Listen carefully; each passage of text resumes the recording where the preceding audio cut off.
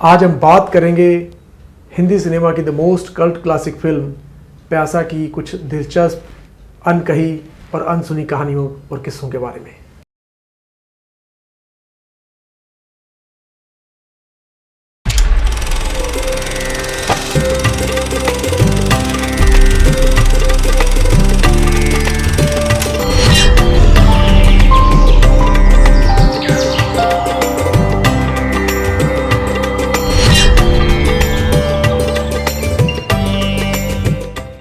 नमस्कार साथियों, आज हम बात कर रहे हैं हिंदी सिनेमा की the most cult classic film प्यासा के बारे में। प्यासा फिल्म जो है 1957 में रिलीज़ हुई थी और गुरुदत्त द्वारा बनाई गई एक one of the best film में ये गिनी जाती है। साथियों, जैसे कि आप जानते हैं कि गुरुदत्त साहब ने इस फिल्म को बहुत बड़ी मेहनत से और बड़े प्यार से बनाया था। गुरुदत्त ने अपनी फिल्मी करियर की शुरुआत जो है वो प्रभात फिल्म कंपनी की हम एक है फिल्म से की थी, जो 1946 में रिलीज़ हुई थी एज ए कोरियोग्राफर और असिस्टेंट डायरेक्टर के तौर पर, जिसके लीड रोल में देवानंद साहब थे। देवानंद साहब से उनकी बहुत अच्छी मित्रता हो गई इस फिल्म के दौरान। आगे चलकर देवानंद साहब ने नवकेतन की स्थापना की और 1951 में अपने मित्र गुरुदत्त को उसके डायरेक्शन का काम सौंपा बाजी फिल्म से। बाजी फिल्म के बाद गुरुदत्त की जाल फिल्म 1952 में रिलीज़ हुई। फिर उसके पश्चात आर पार फिल्म आई, मिस्टर एंड मिसिस 55 और CID। इन तमाम फिल्मों के चलते गुरुदत्त जो है एज ए प्रोड्यूसर और डायरेक्टर के रूप में बड़े अच्छे से स्थापित हो चुके थे, फाइनेंशियली सिक्योर हो चुके थे। गुरुदत्त जो है 1946-47 के आसपास ही उन्होंने प्लान किया था प्यासा को बनाने का, और कि जब भी वो कभी सफल होंगे, सिक्योर होंगे, तो वो ऐसी एक फिल्म ज़रूर बनाएंगे। तो अब चूँकि वो फाइनेंशियली पूरी तरह सिक्योर हो चुके थे, एस्टेब्लिश हो चुके थे, और अब उन्होंने एक कंपनी बना ली थी गुरुदत्त फिल्म्स प्राइवेट लिमिटेड नाम से। उनके पास स्टाफ था, उनके पास किसी चीज़ की कमी नहीं थी, फाइनेंसर थे, डिस्ट्रीब्यूटर थे। तो अब वो अपनी मनपसंद फिल्म पे काम करना चाह रहे थे प्यासा फिल्म के लिए। प्यासा फिल्म की जो कहानी है वो गुरुदत्त साहब के पिता की कहानी है, क्योंकि उनके जो पिता थे बहुत ही आर्टिस्टिक थे, बहुत ही क्रिएटिव आदमी थे और बहुत बेहतरीन रचनात्मकता से लिखा करते थे। उनकी अपनी एक लेखनी थी, लेकिन वो अपनी क्रिएटिविटी को कभी भी नर्चर नहीं कर पाए, आगे नहीं ला पाए, क्योंकि उनके पास फैमिलीज़ की जिम्मेदारियां थी, फाइनेंशियल रिस्पॉन्सिबिलिटी थी, फाइनेंशियल बर्डन था, जिसके चलते हुए वो अपनी क्रिएटिविटी को, अपनी रचनात्मकता को पब्लिकली प्रस्तुत नहीं कर पाए। और उसकी जो जलाद जो है और उसका जो परेशानी है, जो उसका एक अफसोस है, वो परिवार में गुरुदत्त साहब ने बड़े अच्छे से देखा हुआ था कि उनके पिता की जो सारी नाकामी है, या कह लीजिए एक फ्रस्ट्रेशन है, डिसअपॉइंटमेंट है, वो परिवार में उन्होंने बचपन में बड़े अच्छे से महसूस की थी। तो इसी प्रोजेक्ट पर काम करने के लिए उनका मन था, तो इसके ऊपर एक फिल्म वो बनाना चाहते थे। तो प्यासा फिल्म की जो कहानी है वो उनके पिता की मिलती जुलती कहानी है। अपने इस एम्बिशियस प्रोजेक्ट के लिए गुरुदत्त कोई भी कोताही नहीं बरतना चाहते थे, कोई भी गुंजाइश नहीं छोड़ना चाहते थे।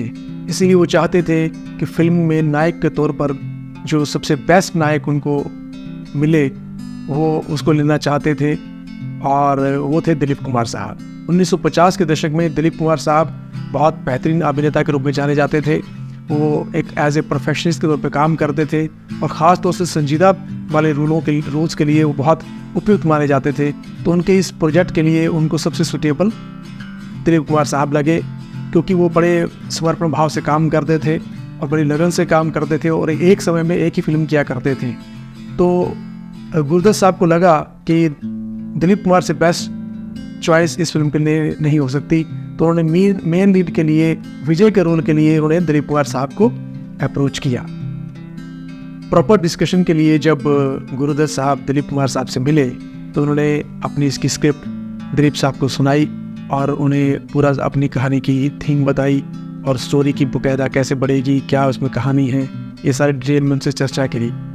तो दिलीप कुमार साहब को कहानी बहुत पसंद आई और प्रिंसिपली उन्होंने कहा कि मुझे फिल्म पसंद है, मैं इसमें काम करने के लिए तैयार हूँ। तो गुरुदत्त साहब ने पूछा कि दिलीप साहब आप इस फिल्म के लिए क्या चार्ज करेंगे। तो दिलीप कुमार ने कहा मैं इस फिल्म के लिए 1.5 लाख रुपये लूँगा। तो गुरुदत्त साहब को लगा ये बहुत ज़्यादा कीमत है, तो उन्होंने कहा कि दिलीप साहब थोड़ा सा इसका अपना जो फाइनेंस है कम कीजिए, थोड़ा कम करेंगे तो ज़्यादा बेटर रहेगा, ये बहुत ओवर बजट हो जाएगा मेरे लिए। तो दिलीप कुमार ने कहा कि मेरे पास बहुत से फाइनेंसर्स हैं, डिस्ट्रीब्यूटर हैं, तुम पैसे की परवाह मत करो, वो सब अरेंज कर लेंगे। तो गुरुदत्त साहब ने कहा कि दिलीप साहब, फाइनेंसर तो मेरे पास भी है, मैं आपके पास फिल्म को बेचने के लिए नहीं आया, मैं आपके पास फिल्म में एक बेहतरीन किरदार के लिए आपको लेना चाहता हूँ। फिल्म तो मैं बेच लूँगा, फिल्म तो मैं डिस्ट्रीब्यूट कर लूँगा, मुझे उसकी दिक्कत नहीं है, लेकिन मैं इस फिल्म में आपको एज ए लीड रोल में लेना चाहता हूँ। दिलीप साहब ने उस समय तो अपनी रजामंदी जाहिर कर दी कि चलो ठीक है, मैं शूटिंग के लिए पहुँचता हूँ। तो दिलीप साहब का अगले दिन गुरुदत्त साहब वेट करते रहे, पूरा यूनिट वेट कर रहा था, लेकिन दिलीप कुमार साहब नहीं पहुँचे। तो उन्होंने अपने एक असिस्टेंट को भेजा कि आप एक बार जाके दिलीप कुमार साहब से दिखाइए, उनको बुलाइए। जब उनके पास घर पे गए तो पता लगा वो घर पे है नहीं, घर पे नहीं थे वो। तो बाद में क्या हुआ, इसी दौरान दिलीप कुमार साहब की जो है एक फिल्म पे काम चल रहा था, बातचीत चल रही थी नया दौर के लिए। नया दौर जो है बी.आर. चोपड़ा साहब बना रहे थे। बी.आर. चोपड़ा और गुरुदत्त साहब के बीच में थोड़ा सा एक कोल्ड राइवलरी थी। इसके चलते अब क्या हुआ क्या नहीं ये कहना कठिन है, लेकिन दिलीप कुमार साहब इस फिल्म के लिए नहीं आए। चूँकि दिलीप कुमार साहब जो है एक समय में एक ही फिल्म किया करते थे, तो उन्होंने बी.आर. चोपड़ा की नया दौर साइन कर ली। तो गुरुदत्त साहब को बहुत निराशा हुई। उनके जो यूनिट के लोग थे उन्होंने एग्री किया कि इस लीड रोल के लिए आप क्यों नहीं सामने आते। फिल्म के सिनेमेटोग्राफर वी.के. मूर्ति बताते हैं कि गुरुदत्त जो है अभिनेता के रूप में कैमरे के सामने आने से झिझका करते थे, हेजिटेशन करते थे, लेकिन उनको उन्होंने कन्विंस किया और उनके बाकी यूनिट मेंबर्स ने भी कन्विंस किया कि चूँकि आप बड़ी इंडेप्थली इस प्रोजेक्ट को देख रहे हैं, महसूस कर रहे हैं, तो आपसे बेस्ट कोई अभिनेता इस फिल्म के लिए नहीं हो सकता। उन सब के कन्विंस और मोटिवेशन के कारण गुरुदत्त ने ये अपनी रजामंदी जाहिर की और लीड रोल के लिए, विजय के रोल के लिए वो सामने आए और उन्होंने उस रोल को एक्सेप्ट किया। दिलीप कुमार ने ये फिल्म क्यों छोड़ी, इसकी आधिकारिक रूप से कोई पुष्टि नहीं हो पाई है। कोई ऐसा कुछ रिटन कंफर्मेशन या स्टेटमेंट दिलीप कुमार की तरफ से या गुरुदत्त की तरफ से पब्लिक नहीं आया, लेकिन ऐसा माना जाता है कि चूँकि दिलीप कुमार जो है एक ही फिल्म एक समय में किया करते थे और सिमिलर टाइप ऑफ रोल वो देवदास फिल्म में कर चुके थे, तो नया दौर जो उसमें फिल्म बन रही थी वो थोड़ी हटके फिल्म थी, थोड़ा लीक से हटके थी और बड़ी एक अलग कैरेक्टर के रूप में वो उनको काम करने का मौका मिल रहा था। हालांकि दिलीप कुमार ने अपने एक स्टेटमेंट में ये ज़रूर कहा है कि जो 3 फिल्में उनके कैरियर में ऐसी जो उनको ऑफर हुई और जिसमें काम नहीं कर पाए, उसमें वन ऑफ द फिल्म जो है प्यासा भी शामिल है। साथियों, मुझे ऐसी पूरी उम्मीद है कि जो पॉइंट्स या जो इन्फॉर्मेशन मैंने आपके साथ साझा की वो आपको अवश्य पसंद आई होगी। जो किस्से आपके साथ बताए आपको दिलचस्प लगे होंगे।